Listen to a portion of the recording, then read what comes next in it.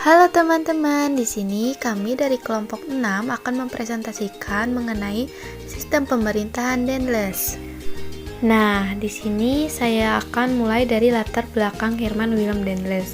Herman Willem Daendels adalah seorang politikus dan jenderal Belanda yang menjadi gubernur jenderal Hindia Belanda yang ke-36. Ia memerintahkan antara tahun 1808 sampai 1811. Masa itu Belanda sedang dikuasai oleh Perancis. Kelahiran Daendels tanggal 21 Oktober 1762, meninggal 2 Mei 1818. Jabatan sebelumnya yaitu Gubernur Jenderal Hindia Belanda.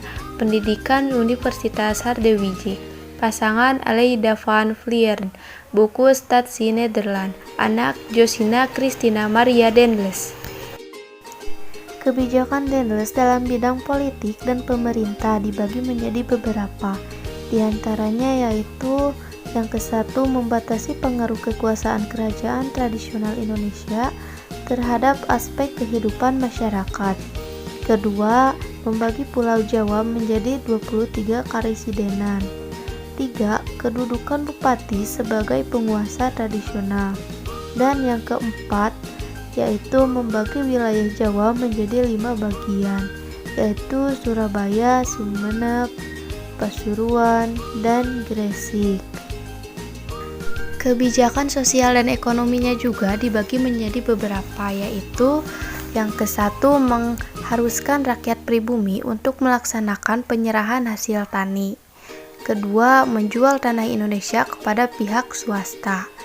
3. Menanam tanaman komoditas yang laku di pasar tradisional. Keempat, memungut pajak kepada rakyat pribumi. Dan yang kelima, menggabungkan wilayah kesultanan ke dalam kolona. Dan yang terakhir ada kebijakan militer dan pertahanan.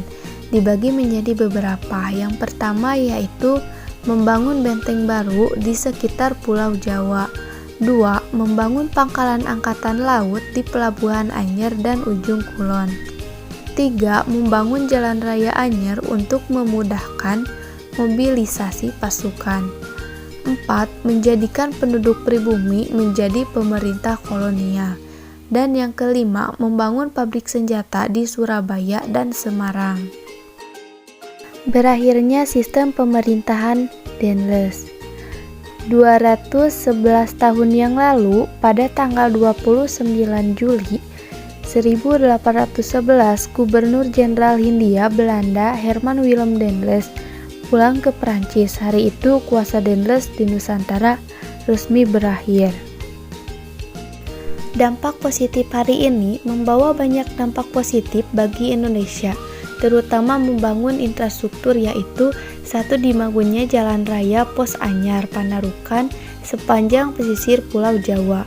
2. Dibangunnya infrastruktur militer sekolah dan rumah sakit militer, barak dan benteng untuk mempertahankan Pulau Jawa. 3. Dibangunnya pabrik museum senjata dan alat-alat perang di Surabaya dan Semarang. 4.